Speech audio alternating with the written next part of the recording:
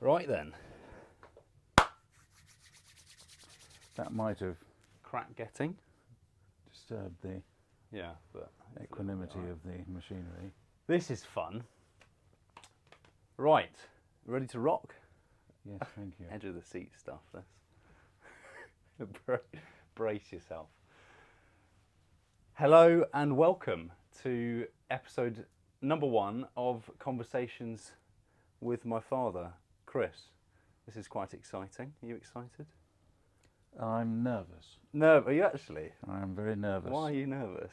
Because I cannot believe that anyone is going to be vaguely interested in my opinions on things. What you have to say. I don't agree with that, but hence why we're doing this, because I think there's a lot for you to share with the world. So I'm very excited to hopefully make it a public thing, but in the nicest way possible. Right you are. Well, you crack Would you on, like to pour a glass? Well, we're recording this. I think you can do So that. I'll do that. We're recording this on a Friday evening. It is 7:15, and I think a glass of red wine would be quite nice. So, And I do apologise, sorry, I can't get in the camera, for my outfit, but I've had my one sporting day of the year today. voila. Thank you. One And, sporting day. Thoroughly enjoyed it, and I just feel comfy and cosy next to the... Where were you? What were you doing? It was spent with friends who have a lovely shoot in Cheers, by the Surrey. way. Yeah, you're very good health, my dear Cheers. chap. Hopefully that is. Chin. That is good.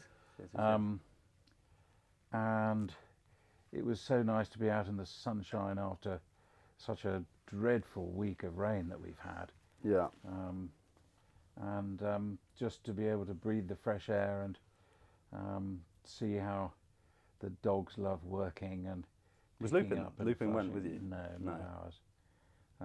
And I know it's not everyone's cup of tea, and for that I apologise if it rubs the wrong way. But Well, you say you only do it once a year. yes, Once or twice a year. So yes. I'm with some very good family friends of ours. So yeah, it's a lovely thing to do. And what a day for it as well. What a day. Absolutely. So nice. Now, conversations with my father. This is what we've kind of gone for name-wise. We were playing around with a few other things, but I think that it does what it says on the tin. Yes. And I think that's important for the viewers, for the listeners, to understand what exactly this podcast is about. So, what it says on the tin goes back quite a few years to Ronseal. Ronseal. Ronseal was the product. He's called. Oh, not a man. No. It was not so, Ronseal. for anyone who doesn't know the origins of that, it was an advertisement for a varnish and stain. That was actually what it was. It was called Ronseal. Ronseal. Does exactly what it says on the tin. On the tin. Nice. And Like it's that. developed into a saying now that's part Stuck. of the 21st century. Very nice. Well, there you go. So hopefully that we've derived our title from Ronseal. Then there we go. So I'm going to intro you, and then hopefully, and I think I've done quite a nice job. So hopefully you're going to just do this off the cuff. I've actually planned a little something here. Well, that's very good of you. Because you always told me from a young age, fail to prepare to fail. Yes. So this could be a complete tits up kind of production, but who knows? Hopefully it won't be. So hopefully a lot of the viewers will know who I am, who Dad is, and the majority of the people will be watching. Hopefully other people that know us. But if you don't, this is my dad. This is Christopher Paul Nigel Ray. Yes. Commander of the Garden House. Do you want to know why Christopher Paul Nigel Ray? Go for it, absolutely. Christopher, because my parents liked the name. Paul, after a school friend of my father's at Eastbourne College in 1932 to 36, who had the name Paul Stone Clark, and he succumbed to German violence in the Second World War. Right. Nigel, because of my godfather.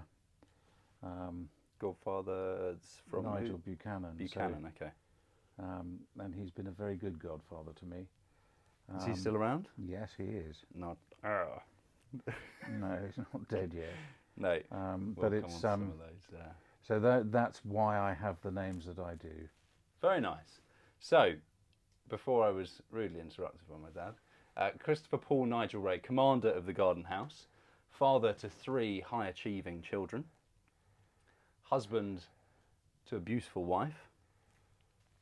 And I will have my vengeance. This is literally where I was going with this. And he has survived 10 years of cancer. Nearly that. And yes. hopefully you will have your vengeance in this life or the next. Yes. There we go. So that was my... Sorry. I'm glad you got that, because I was hoping you'd pick up on it. What a film. Yes. What a film. One 22 years old finest. now, Gladiator. What an intro. Unbelievable. Fantastic. But so my dad is someone who is a huge inspiration to me. We will touch on this. Hopefully, we'll probably do a whole episode on it, on your struggle with cancer. Kind of hit the nail on the head straight away with it, or bring it up a little bit. But this is the idea behind this podcast has come from trying to make the most of our time together that we have, and hopefully it will go on for a lot longer. But it's also nice to be able to have these sort of conversations by a fireside, glass Yes. of wine, and it'd be very relaxed, Yes. and to document it. So you have been an incredible role model for me, as has Mum, and the idea. Hopefully, throughout this podcast, you guys will meet my sister, my brother, and Mum as well, if she's willing to show her face. But I thought, you know what, this would be a nice thing for us two to do together. Yes. To bond even more, and ultimately, just say a big thank you for everything you have done for me over the nearly 30 years of my life. It is nearly 30, never quite Nearly, right. in a week's time, 30. So, Chris Ray, everyone, hopefully it'll be relatively entertaining from time to time. And you're more than welcome to intro me now, if you'd like. Don't have to go for a gladiator theme, but... Well, I haven't written anything down. So I just go pear-shaped. Freddie is our elder son. So he has a younger brother, Albert, and an older sister, Phoebe. And if I was to look back at my greatest achievement in my life, it would be as a parent to 3 wonderful children. They'll always be children, no matter how old they get. Mentally. But it's been an absolute joy being a parent to this fellow and to his siblings, and husband to dear Rowena, my beloved. So Freddie's idea here is to start recording some of my thoughts, which I repeat, I never felt, or still do feel, that anyone's going to be the slightest bit interested in what I have to say.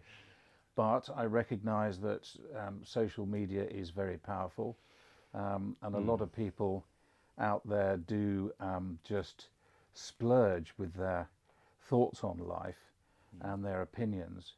And I just think I'm 63, with a bit more experience and mindful of the teachings and examples set by my parents, which certainly would not pass muster today, need to be recorded. So this is one way of doing it. I'm trying to write sorry, this is not much of an introduction to you. No, really, it's not. I was just about to say, actually. You've just gone back to yourself. I have, which is a subject that interests me enormously. But, well, because we're going to come on to this in a second, actually, because I was going to... Well, what do I say? You're a personal trainer? You can do whatever you like. You can Interested intro in me in any classic way. cars and cricket and golf and lots of that's enough. sporty things and That's footy fine. and rugby. we'll go with that. So middle child. As Dad said, I'm one of three, older sister and a younger brother, and But if I've said it, why do you need to I just repeat thought it? it because you went off on a tangent Bit of about a yourself, yeah. so I thought I'd bring it back to just me. But I thought that was the whole point. That one, we're going to come on to that in a second, because you were just about to mention your book, which Yes, I was. because you were coming on to that. So a bit of shameless self-promotion that you can. Well, you can no, do. because Well, it's not released yet, or anywhere I near. haven't finished writing it No. yet. And it's only being written for 3/4 people. Yeah. My 3 children and my wife. It's an And who's going- autobiography. Yes. So can you? This is I shouldn't have to ask this, but remind me the difference between an autobiography and a biography. An auto is something you drive around in, Okay. but an autobiography Sure. is something you write about yourself, Sure. and then a biography is a life history that you write about somebody else. Okay. So I can do biographies of my parents, Yeah. which I had started, but which, and I do apologise to anyone who might have been held up on the M25 in early May by the fact that my car caught fire and closed the motorway for about an hour and a half, and it did have. We can laugh now, but my God, it was. Yes, That was back in May. May, wasn't yes. it? Yeah, beginning of the summer. And it meant that the work that I'd done on my parents' biographies was incinerated with the rest of the car, which was a shame. So Dad is very old school, as you probably may have guessed, given his setup and where we are right now. But it's very nice, very traditional. And Dad doesn't really use one of these to write. You are very much pen to paper, which Yes. I actually really like, I have to say, because it's something you've taught us when it comes to writing thank you letters, all sorts. Because I think pen to paper is a dying art, would you call it?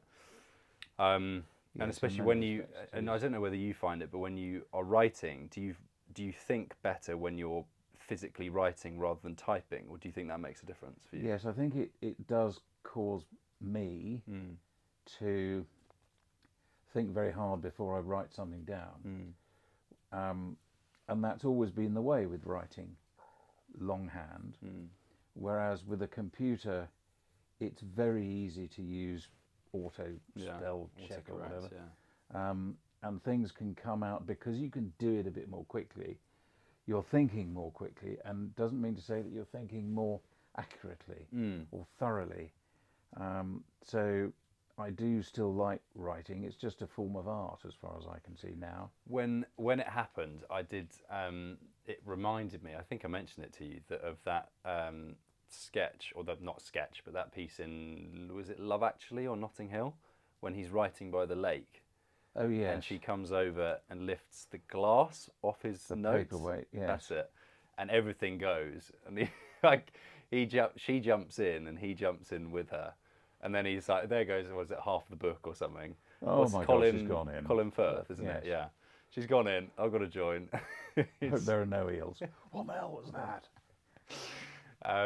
But it's hopeful. I say it's taught you a lesson because on Dad's birthday, this year, hasn't taught him a lesson. We bought him another notebook, very nice notebook, and you've once again started writing.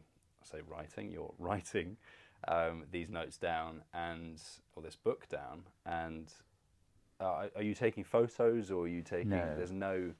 There's no backup at the when they moment. say lightning doesn't strike twice. Well, that's true actually. To some extent. Yeah, that's very true. But let's hope you don't get another car fire. Yes. That was pretty dramatic. Not to be repeated. So you will, maybe not today, but you will. We will talk about your book, because I think this will be a great platform for you to showcase your writing skill, expertise. Well, to some extent, should we say, or lack of maybe. And for you to be able to kind of put it out there, and even you might even be writing or reading it out, and you might think, actually, I'm not particularly happy with that. Yes. Might make no sense at all. So it could be quite a good way of Editing, exactly. But we will come on to that in another episode. What I thought, let's get into the kind of the real meat of the episode, I think, today. Yes. As we kind of discussed earlier, kind of Dad's introed me, I introed Dad, and I want you guys to get to know who we are, so that hopefully you can kind of come along for the journey and enjoy these conversations and ultimately become part of it all. And I think I'd like to allow the viewer to know a little bit more about you and a little bit more about me. And I thought we'd just talk about how we've got to where we are today. In your words, in my words, we can kind of interject or add to each other's stories. Yes. But I'd quite like certainly to kick off with you, because I know how much you love talking about yourself. With you telling us how it all started, where did it all start, and the floor's yours. Go for it, and I'll come in as and when. Where it all started? Are you thinking back? Well, not to back to the days of conception. Because I have absolutely no idea. But it puts me in mind of a story where a couple of old chaps were chatting to each other. "Oh boy, were you? Congratulations on becoming a father. Were you there at the birth?" "There at the birth? Good heavens, no. It was bad enough being there at the conception." Who said that? I've heard it. It's been around for a long, long time. Okay. God. But I arrived in this world on the 17th of June 1959 at Mill Road Maternity Hospital in Cambridge, where my father worked as a solicitor and Mum... Who is here, by the way? He's sitting, your dad. Oh, yes. He's in shot here. With, well, you can't really see... No, the bottle's in the way. Competing with the bottle. That is, no, he's a topless Derek. So Dad was solicitor and Mum was pretty much a full-time child raiser as matron of a Church of England Children's Society nursery in Cambridge.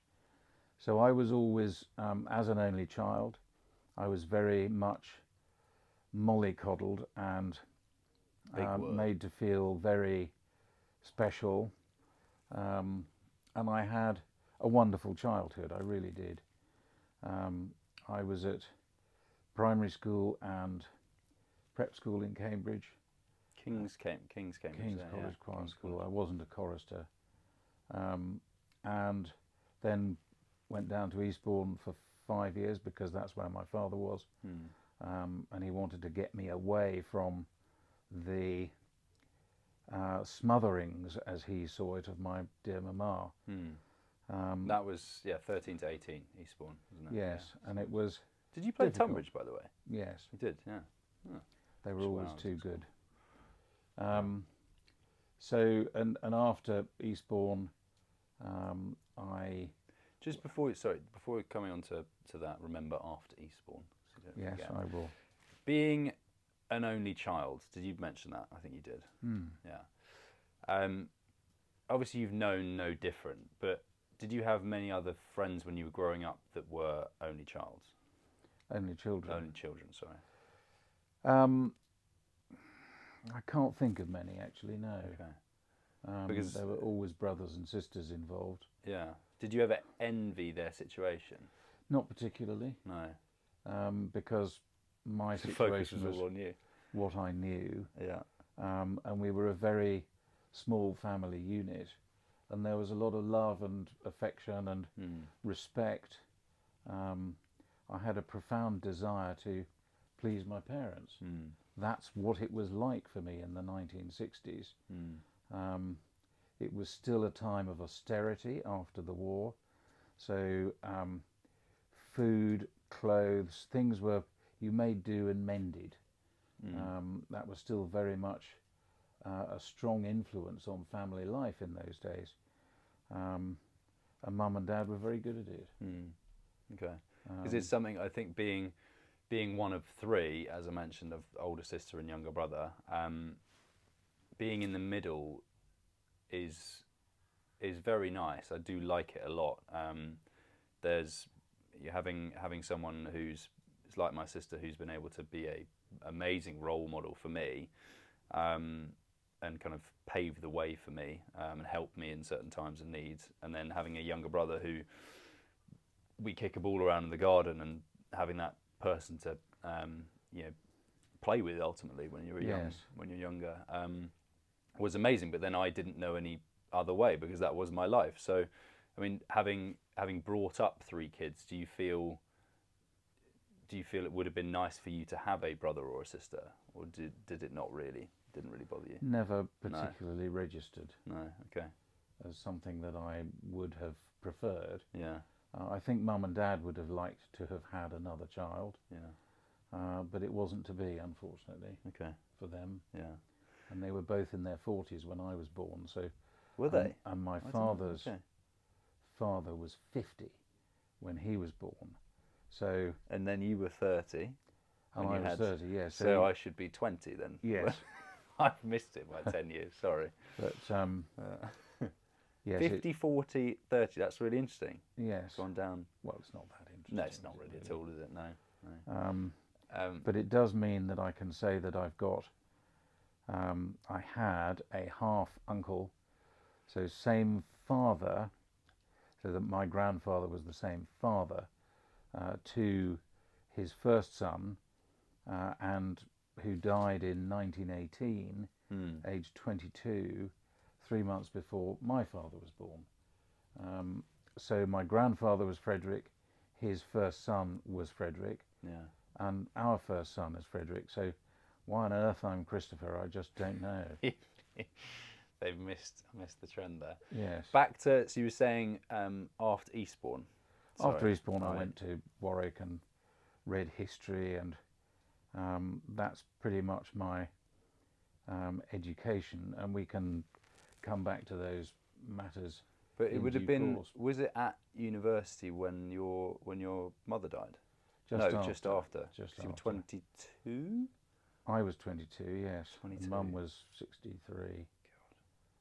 God. Tough. That must have been, because this was when you took your accountancy exams. Yes. So Dad put it into a bit of context. Dad has, I don't know, it's not up in the loo anymore, is it? Downstairs loo? No, Mum's moved it somewhere. Moved it, but there was this certificate. I think certificate, it makes it sound good, doesn't it? When you get a certificate, you've done relatively well. Yeah, it's not a certificate, it's just a set of exam results. Of paper with exam results on it. And there were 4 exams you did? Yes, economics, statistics, law, and accounts. And so there were the degrees, the results. Pass, marginal fail, fail, bad fail. And in all 4 of my papers, I got a bad fail. A BF. And when the results were sent to me, they were accompanied by a letter from the accountancy professional body, suggesting that the examiners were concerned that I'd chosen the wrong career, and that I should think very seriously about pursuing an alternative form of employment. And they were absolutely spot on. No question about it. They told it as it was. You are doing yourself a disservice, though, in the sense that where we were going with this was Dad's mum died when you were 22. Yes. So this was just, was this right? This was just before your exams? This was, no, this was, that happened a year beforehand. Okay. So Dad was left on his own. Yeah. And then when I went home the weekend before my exams started, no one at home. Went to see some friends, and they said, "Chris, how is your father?" And I said, "Well, I don't know, because he's not at home." Yeah. And he said, "Come in, you clearly don't know."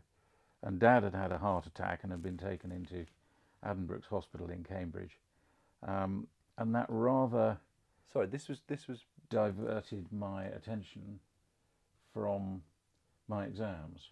Ah, sorry. I thought it was your mum passing that was the same time. No, but that was a year before, though. Yes. So that's double whammy then. So I mean, your mum dying the year before, and then your father going through that.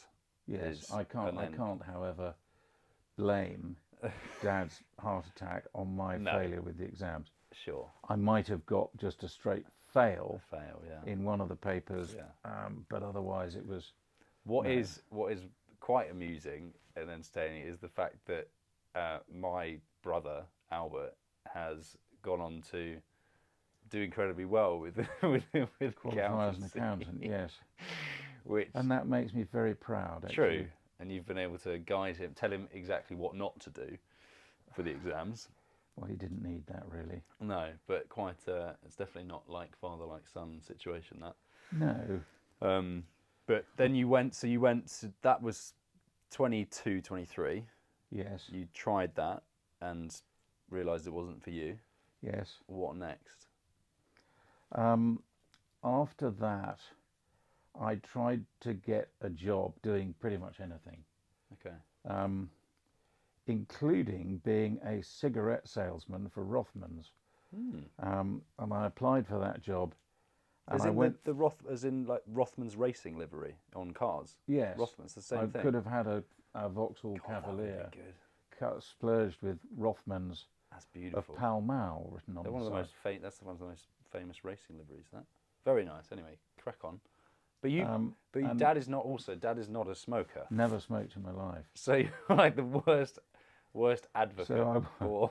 I was asked in my interview, Mr. Ray, would you have any difficulty selling cigarettes to people when you're not a smoker yourself?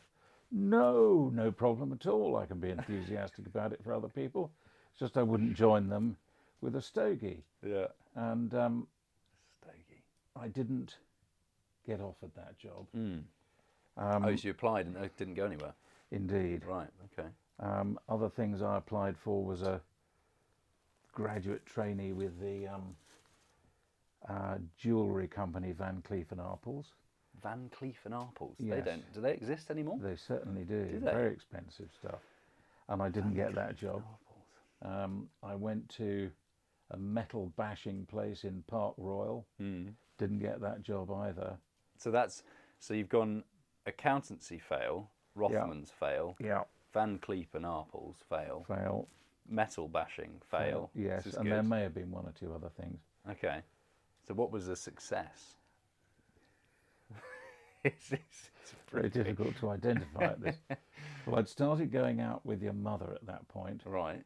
which was palpably a success. That's a story we'll come on to in a sec, but this was about 23, 24? Yes. Okay. I think I'd probably reached 24 by then. Yeah, 23, 24.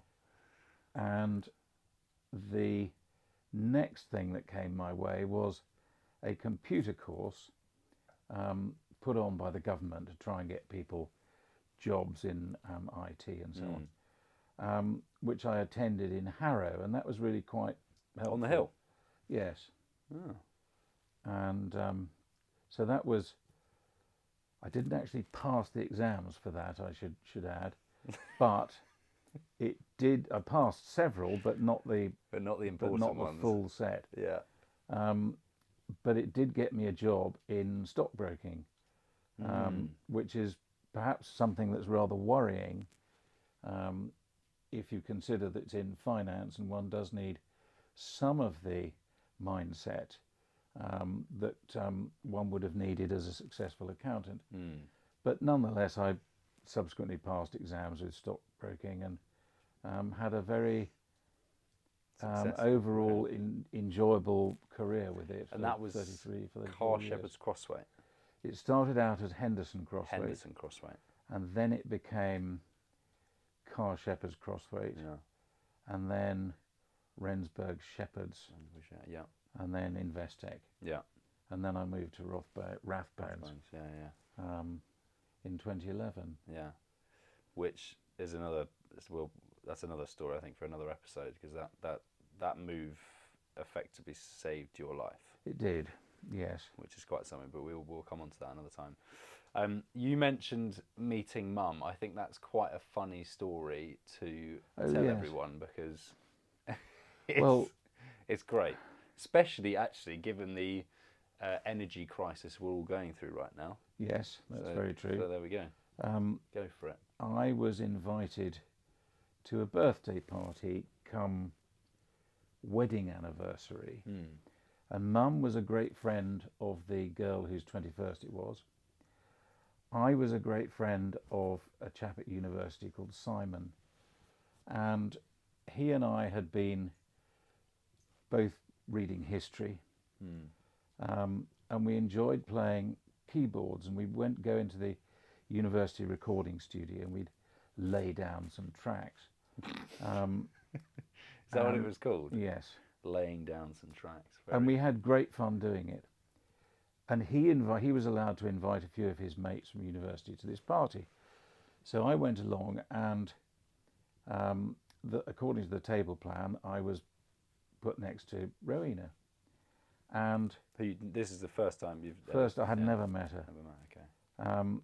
And according to Mum, I can't remember any of this, but I helped myself to the cold smoked salmon platter and passed it off to my left, and Rowena was sitting on my right. And it went all the way around the table, by which time I'd finished my salmon. And it had got in front of Rowena, and I said, "Would you mind passing me the salmon?" And she hadn't served herself first time yet. So that was not a great start at all. But later in the evening... Were you sitting next... Was it a boy-girl Pretty situation? much, So you yes. passed it to... Do you remember the other lady you were sat No, next to? I had no idea No, who she okay. was. Okay. Was that a done thing to just pass to the left? No, No, not you just particularly. I decided to thought do it that. was Okay. easiest. All right, okay. And then as the evening wore on and everyone started dancing, there was a power cut. So the disco failed, all the lights failed, and my friend Simon and I said, "Why don't we play the piano and just fill in this time?" Silence, ultimately. And because we'd been practicing quite a lot, and we were well refreshed. Yeah, whammed, you'd say. Yes. But could not be. too whammed. No, and we did find a candelabra, lit the candles, plonked it on the top of the piano, and we sat there doing duets. Yeah. And was this at a stage where did you know a lot of things, or were you just could someone? we had just write a a piece basic repertoire of about 5 things, Okay. which would just on last repeat. 12 minutes, 15 minutes. And then people would have forgotten what you started with, and you'd just circle Keep back going. around. Yes, Yeah. that possibly happened. There you go. But Mum told me afterwards, actually, this greedy man who went for seconds of the salmon before I had Double first, salmon. Yeah. actually there's a little bit more to him than meets the eye. Yeah. So that, unbeknown to me, Yeah. gave her a little bit of added interest at that point in the evening. Then the generator kicked in, lights came back on again, everyone started She dancing. lost interest. And she was dancing with, I think, a chap called Lord Bingley, which sounds very much like Pride and Prejudice. Yeah. And I did something that I've never done before, never done since. I went up to him and said, "Excuse me, I think it's my turn to dance with this young lady." Yeah. And from that moment on, I never looked back. That was it. Yes. So you've Oh, effectively... bloody rude. I do apologise if Lord So Bingley Lord Bingley's watching ever this. sees this.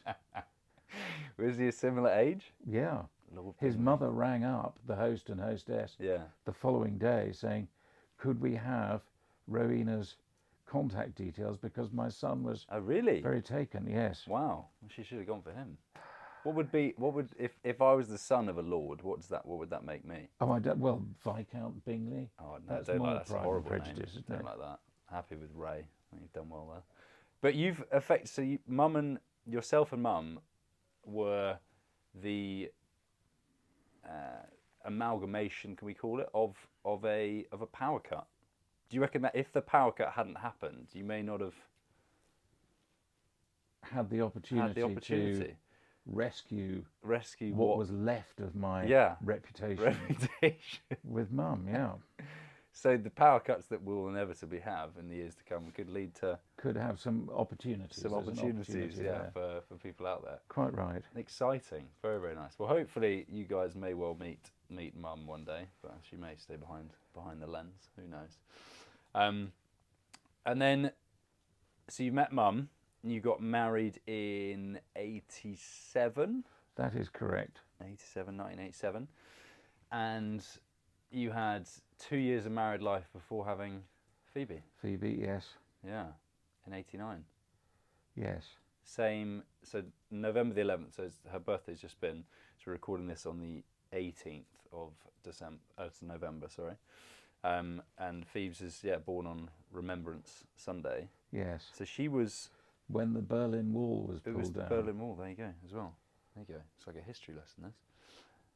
History graduate. Yeah, exactly. And then me in 92 and Bert in 96. Yes. There you go. So Entered the into birth of world. both boys tinged with a degree of sadness because Mum's father, so your maternal grandfather, died 10 days after you were born. Yeah. So we have that enormous range of emotion. A new baby, but within less than a fortnight, a grandparent has passed away. Yeah, it's And then spectrum of when emotion. Bertie was born, it was, if it was possible, even worse, because my father died 13, 14 hours later on the same day. And that was difficult, but I was so lucky that I was able to have a conversation with Dad. Yeah, and he knew that you'd had. He knew that Bertie had been born. He was very happy. I was very happy. Yeah. And to have such a conversation with your parent so close to them passing away is a source eventually of great comfort. Yeah. It was remarkably raw at the time. And there's never a good time for a parent to lose a parent, but that's the way it was. One deals with these things, and gradually they fall into proportion and perspective. And I think, I suppose, as you say, you've got one end of your heightened emotion of joy of having your third child, which maybe was quite a nice distraction for you, in a sense. I don't know. I mean, it's a tough thing to. I wouldn't say it was, Freddie, No. actually, because the overwhelming sense was grief. Yeah. And it was quite sudden, wasn't it, with Derek? He'd had a well, previous. He'd had leukemia and I'm a firm believer that many of the elderly do keep going if they've got something to live for and to focus upon. Yeah. They will keep going until that thing happens. Yeah. And then they'll think to themselves, and I'm sure this happened with Dad, right, that's all happened safely. I can now depart. And I firmly believe that there's a lot of power in your own destiny when you've got something that really matters to you that's keeping you going. And that it really did apply to him. But yes, lots of people kindly writing letters and saying how the good Lord works in mysterious ways and takes with one hand and gives with the other. It didn't feel like that. No. It felt that we were being denied the chance to rejoice in your arrival and Bertie's arrival. I remember going to see Derek's grave for the first time, which I reckon would have been maybe a year or 2 years after he passed. Yes. Because I think it was the first and pretty much only time I've seen you cry or show emotion in that way. And it was quite profound. I remember it very, very vividly. Where was he? I remember the visual place where he was born, but I can't. Where was it? where he was buried. Sorry, buried. Sorry, not born. Great Shelford Church. Great Yard, Shelford, yes. which was his His local church. local one. Yeah. Yeah. Dad was very faithful, and the church meant a lot to him. Mum, much less so. But I enjoyed going to church with Dad. It was a nice, as you say, bonding experience. Yeah. Well, I remember him so clearly. So I'd have only been 3 Yes. when he passed. But 3.5, yes. So as you may have seen already, we have a train up here. Dad. It's a locomotive, actually. Sorry, locomotive. So a train is when it's got carriages. Yes, it's Right. So that's a locomotive. Sorry. Derek was very into his locomotives and trains. trains. Yeah. He enjoys carriages as well, and hence why I remember some of my memories were Derek had this. I would say it wasn't much. It was probably 5 times the length of this. Yeah, It wasn't much. Just a straight line. track, and he had Thomas the Tank Engine trains, and there was the blue one, which was Thomas, wasn't it? Is Yes. that right? And I used to love that because I was 2 or 3 at the time, and I would just and speed and trains and vehicles really interested me from a young age. So there was this we call it a knob. Is that the technical term? No, not a knob. What's it called? A dial. controller. A controller. It's and at a young age, obviously, I didn't understand that. I think the done thing with trains and locomotives was to drive them at a speed that was relative to the layout. Realistic. Exactly. But when a dial has max speed, it's nice to Straight up to 90 miles an hour. to check it out. Yeah. The passengers must have been Well, they would really be centrifuge. They and then I'd ram it into the end, into Buffers. the buffers. Here we go. You'll learn a lot about trains and locomotives through this podcast. And I loved that because it was just hit the end, and that was great. It provided a lot of entertainment for me. For you, But yes. then I would get an absolute bollocking from Derek, and I don't know whether it was from you as well, but it was I just wasn't respecting the train setup, despite being very much entertained by it. Yes. But then, This might be a good moment go on. to mention the 2 occasions when my father gave me what was a very well-deserved thrashing. Yeah. With Which a was cane. done back then. Yes. I was talking about this with someone recently, actually, and how I can't remember who it was, but how that's very much not a thing anymore. No, corporal punishment right out. Can't be seen to do But, that. But yeah. Dad was thrashed at school by his housemaster a couple of times. Both, I think, for things that he felt were unjust. When Dad resorted to that punishment for me, I deserved every bit of it. The first time was Dad had built a couple of really nice lily ponds in our garden.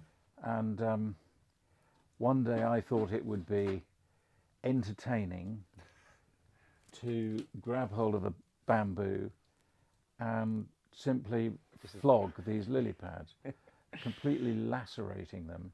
But it's and what you do destroying them. when you're that age, isn't it? Well, I did. Yeah, well, exactly. And Dad thought this was willful vandalism, which of course it was. Yeah.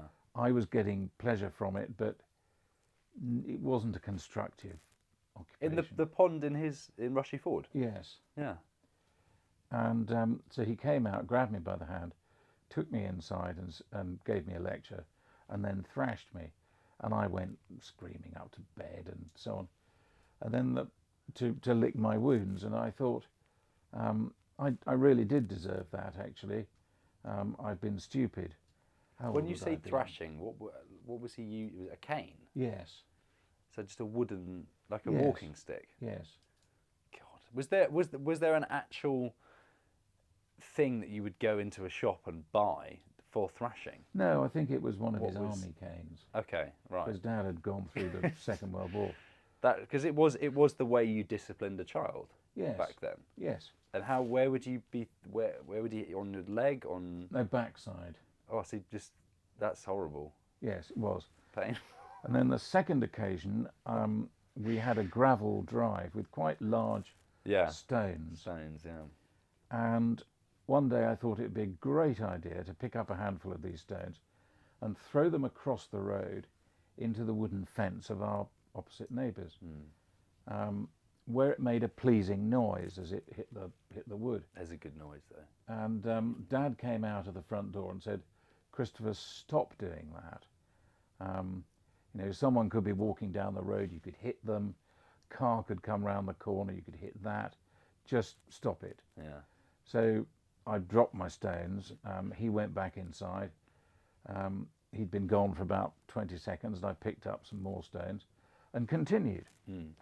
And out he came. I mean, how I thought he would fail to notice what I was doing, Yeah. the noise I was making, I just don't know. Yeah. But out he came again. He said, "Christopher, I'm not going to tell you again. Stop doing that." Yeah. So he gave me 2 chances. Yeah. Went back inside, and I thought, I'm going to keep going. Yeah. Picked up another handful, and after 1 stone, he was out again. He said, "Come here." So he'd given you warnings. 2 That's nice 2 warnings. of him actually. Yes. Yeah. Which is 1 warning more than I should have had. But And took me inside and gave me another thrashing, yeah. which absolutely I deserved. I didn't. Of course, I regretted causing him such angst, Yeah. but he was doing it he was administering punishment Yeah. in a very controlled manner. Yeah. He wasn't doing it because he hated me. No. He wasn't doing it because he'd lost his temper. Because you were an annoying little bastard. SH1T. Yeah. Quite. Yeah. And that was the last time he And that's ever you administered learned corporal you punishment. learned your lesson from that one then. Yes, I Yeah. didn't want to go through that Yeah. again. So twice you were thrashed. Yes, in the space of about a year. Okay. Yeah. Because you've never. Certainly don't recall you ever thrashing us as No. kids. Although I feel like it was still done. I feel like my mates have had that done to them for a young age. And Yeah, there were arguments going on Yeah. back Yeah. in the 90s Yeah. about the suitability of it. Being able to discipline a child. Yeah. How, yes, absolutely. Yeah. And there were plenty of people who still thought it was a good idea. Yeah. But I was actually thrashed at school, pre-prep. I see. So you've been thrashed by your dad a few times, twice. Yeah. And then at school. Headmistress at pre-prep. Oh, really? Yeah. And still with a cane as well. No, that was slapping on the backside with a hand. Really? Yeah. Wow. And and again, when these things are administered at school, Yeah. there's always a sense of injustice.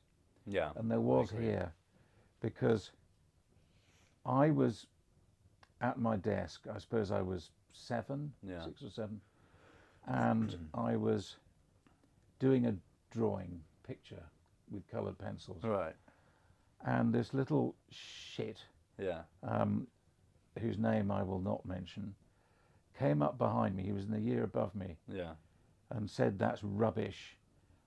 You can't draw." He's probably right though. Isn't Well, he? Useless bit of art. What were you drawing? Do you remember? I had no idea what I was No. drawing, but I was quite happy with it. I was Right. working away, concentrating hard. Yeah. And he came over and he was just gratuitously rude. Mm. So I pushed him away like that, and I was still holding my crayon Right. in my right hand. Oh. And this caught him in the face, which he thought I'd done So you deliberately. stabbed him. So, well, yes, he was standing here, Yeah.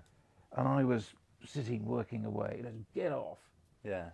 And he started screaming and ran off to the headmistress. Yeah. And she only heard one side of the story, Yeah. that I had deliberately poked him in the face with a Yeah. pencil. Yeah. And I wasn't asked why I'd done it. No. It's so often the case though. So in came the headmistress, Yeah. grabbed me by the hand, took me out into her study, and she thrashed me. Yeah. And that upset me. And I thought, this is just not fair. Yeah. Well, life isn't always fair. No, true.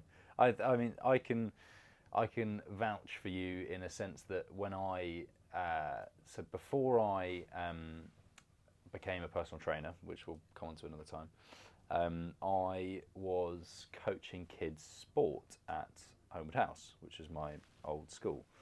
And I was coaching, I'd say, 5 to 8 year olds, roughly. And there was an instance where one boy was bullying or taunting the other one. And there was a time, I think, the boy who was being bullied was kind of pushed him away and said, stop doing that. And I was very much on his side because I'd seen what was going on. So I took him to one side and said, don't worry about this. You'll be absolutely fine. I'll explain everything to your mum. You don't have to worry about it. Anyway, the day passed, and the next morning I came in to coach again. So this was kind of summer camp, I suppose you'd call it. I did 4 or 5 weeks of coaching cricket, I think it was. And mum came in. So the mum of the so-called bully, we'll call him, child A, I can't remember his name, had a go at me saying her son had been pushed and had been bullied by the recipient of the bullying. Yes. And I was very stern in saying, I wasn't so much saying, your child was the bully. I was like, I saw what happened. I won't say he deserved it, but what you're hearing is certainly not the truth. It's very much one-sided here. Yes.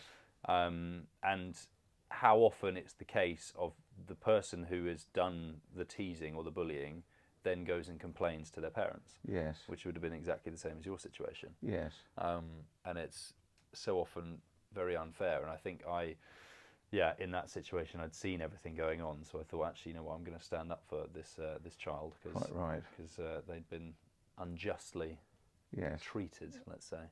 So unjustly accused. Accused, exactly. So you mentioned, you've had come back to again, kind of, you brought us into the world. Yes. And no need to go into the conception. No, don't need to do that. Details at all. Need to do that. But then I suppose it comes on to me a little bit more, and about my upbringing, because this man here has brought me up, in my eyes, in the best way anyone could, alongside mum. And being one of 3 was, obviously, it was the norm for me, but a very nice situation to be in, having an elder sister and a younger brother. And I think something that I have seen, again, having coached young kids and seeing the parents and the parenting styles of these mums and dads, I look back and think you hit the nail on the head with you were very encouraging, but yet not pushy as parents, which I see so much of, or had seen so much of when I was coaching, of the really pushy, slightly aggressive parents that ultimately will affect, I feel, that child's behaviour and characteristics as they grow older. And you got it just right in being very encouraging, but would never say to us, right, you've got to do this, you've got to do that. You kind of laid the way for us to follow, and you set a very good example, which I'm always massively grateful for, and I hope I can do the same with my kids, because I think it's a real art being able to bring up a child in what you hope to be the best way possible. Well, we learn from our own experiences as recipients of parental impact. And in my case, it was almost uniformly parental love. And in that respect, I feel hugely privileged, because no parent is perfect, but as a child you think, okay, I didn't enjoy that, but it was the right thing to happen, or that really worked well. I want to copy that Yeah. when my turn comes to be a parent. Of course. And one of the things that really hit home to me during my professional career was going on a course. It was 8 days spread out over several months. And I was in a group of about 15 men, management training.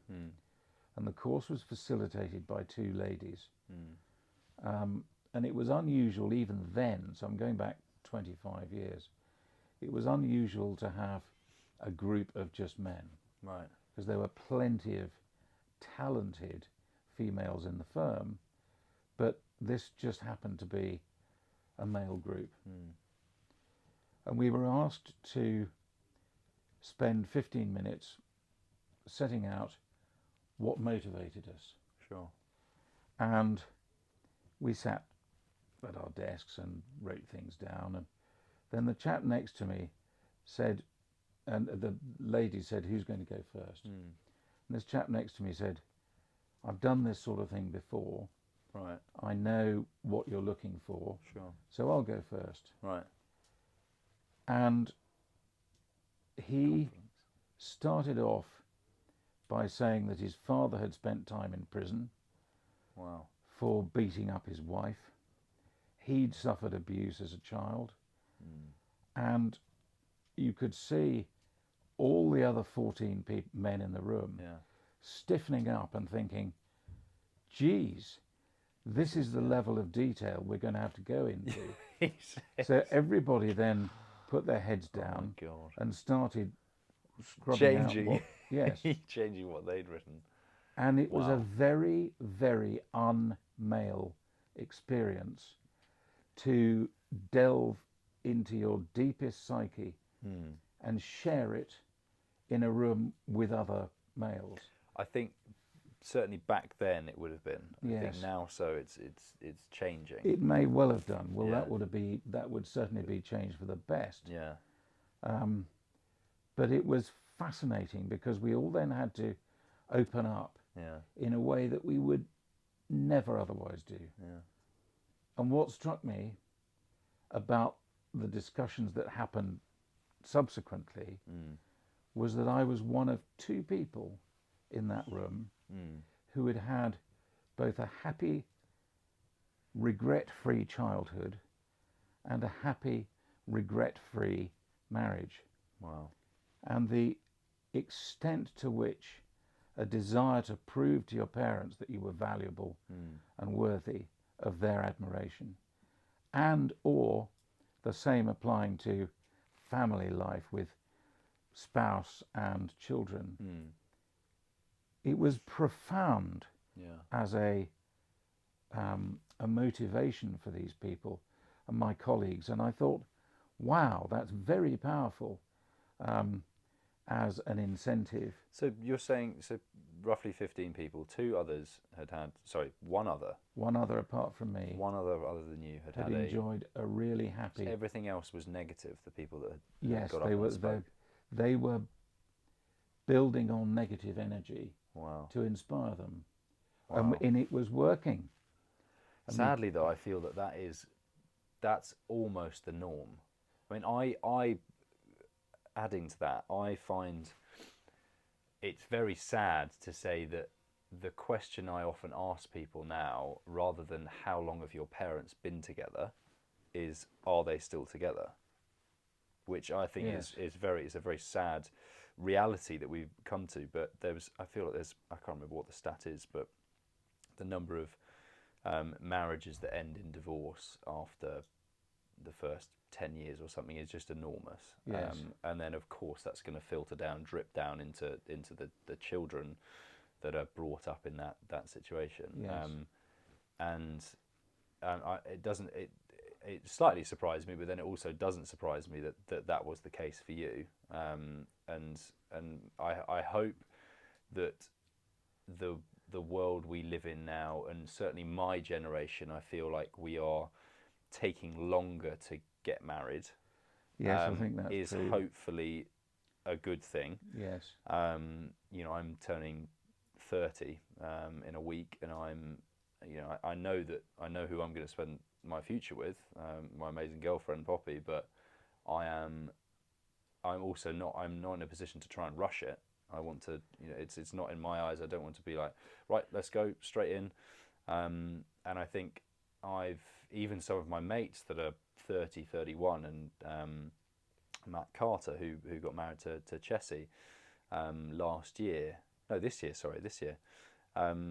He was I want to say he was 31 when he got married. But even then, I was like, oh my god, that's they're getting married. They've now got a kid, but that's very normal. You hear of a 31-year-old getting married to, I think she would have been 28 at the time. Is very normal. But you've got many different pressures, and I hope that our generation may be a little bit more successful when you look at marriage statistics, because certainly back in your time, your generation, people were getting married at early 20s, yes, and having kids before they'd hit 25. Yes, and how many of my friends have a broken family? I think it's a huge luxury and privilege to have grown up in a family where my parents still love one another. Yes, we've had our hard times the past 10 years and so on with what you've been through, but ultimately we're still a very strong unit of five. Yes, and absolutely. That is very rare. I think I've begun to realise the more. It's probably not very rare, but it's well, certainly I think the how well we get on as a family unit, I think, is quite. I don't know. Maybe I'm wrong, but I've certainly the longer I've been on this planet, I've the more conversations I've had, the more I've realised how lucky I've been yes, in my upbringing. I've had some very close family friends, very close friends that have lost their parents at a young age, which is just tragic. And yes, and the fact that you're still around and you and Mum are still very much in love is amazing, and we all get on so well is a real godsend. So and it's so important to treasure that. And I think ultimately a huge reason why I've wanted to do this podcast as well was to highlight the fact that you and I have such a good bond. Our family is so good, and I want to try and almost document certain conversations that we've had and make us realise how fortunate we are. Because I think certainly the last 2 or 3 years that we've all been through, everyone's been through with COVID, has really highlighted the fact of the making the most of the things that are around you and the small things in life, and not taking things for granted. Because my God, like, do we have it good? We are very fortunate, and I think it is it's very, very special. And I certainly, the older I get, the less I take for granted, I think. And I can only thank you and Mum for that. Ultimately. Yeah, I mean, we're not sitting here thinking or trying to justify how lucky we are. No, we recognise that we are. Yeah, but having had cancer for the best part of 10 years now, and you hear my voice is a bit croaky, but that's side effects of the drugs that I'm on. But it does cause a lot of reflection, and in a very strange way, it has enhanced life and appreciation of the good things. Yeah. And I suppose it's a matter of failing to take things for granted anymore, and just being so happy that one can wake up and look at green fields and sunshine and sheep and cows in the field and bloody deer in the field. But just being so grateful for so much in life that is free, that is providing enormous pleasure. And I'm sure that has a very significant healing impact as well, because I'm appreciating it, rather than just seeing it and thinking, oh well, off we go to the office again. Yeah. Yeah. And you don't see the sunshine, certainly in the autumn and the winter months, at all. Yeah. So I hope that over the course of more of these podcasts, we can go into the cancer side of things, not in any doleful, regretful, self-pitying way, No.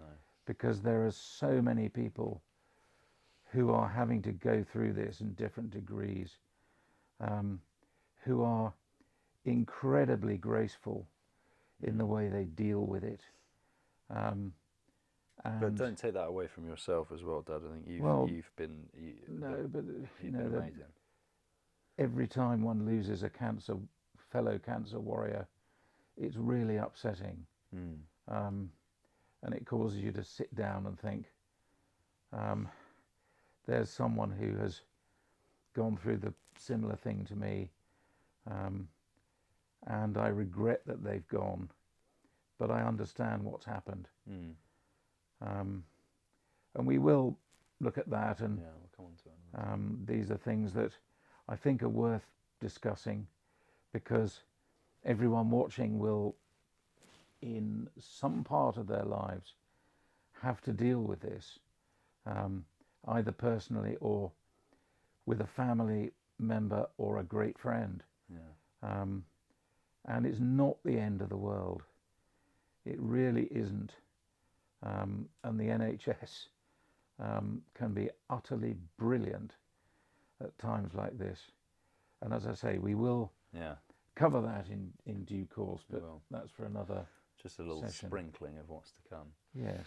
But I think that's probably quite a nice way to round today's episode off, or the first one off. And ultimately say just a big thank you to everyone who is listening, hopefully watching, and tuning in and putting up with us for the past hour or so. I think it has been about an hour. It's crazy. And obviously, we would obviously love you to show your support and your appreciation. And how do you reckon people would go about doing that, Dan? Well, I'm told that the word subscribe subscribes in there is and give it a thumbs up, so or a heart. Yeah. Do that. But subscribing suggests that there's passing of money between. No subscription. There will be. Oh well, that's good, isn't it? Not at the moment, anyway. It's very much a free podcast. Yes, which is good. Thank heavens for that. And also, so if you are watching this on YouTube, to turn on your notifications. So what that does is you I don't know anything click about a little that. bell on the icon. So if people want to be notified when we release an episode, yes, then they can do that by doing that. So please do like, subscribe, comment as well. We'd love to hear your comments, your stories as well. Anything you'd like us to cover. We have plenty of topics that we have lined up and would love to discuss. Obviously, we've kind of flirted around the edges with your battle with cancer, but that will certainly be a big part of it. And whether one episode will be enough to cover it, I don't know. Hopefully we will. I don't want it to be a sob story ultimately. No, it certainly won't be. I certainly want it to be a way of you. Certainly. Well, I'd like to ask some questions with it that I've yet to ask you. But yeah, please do like, subscribe, comment, and please put the bell on, so to speak, with regards to notifications for plenty more of this. Hopefully you've enjoyed it, Dad. Absolutely. Sitting in here next to a fire. Yeah. In a beautiful room with you is joyous. Good. Absolutely marvellous. You're taking the words out of my mouth. So that is it for episode 1 of Conversations with My Father. Very much look forward to seeing you all very, very soon for episode 2. Very much so. Thank you very much for giving us your time, and I hope that you've enjoyed it, and we've provided a little aperitif, amuse-bouche, for the next one. Super. Alrighty, over and out. Bosh. Excellent. Done. Happy? Well done, yes. Are you happy? Okay. Very much so. Well done. That was enjoyable. Very much enjoyable. Hopefully it Cheers. Cheers, cheers, cheers. Chin chin. Mm.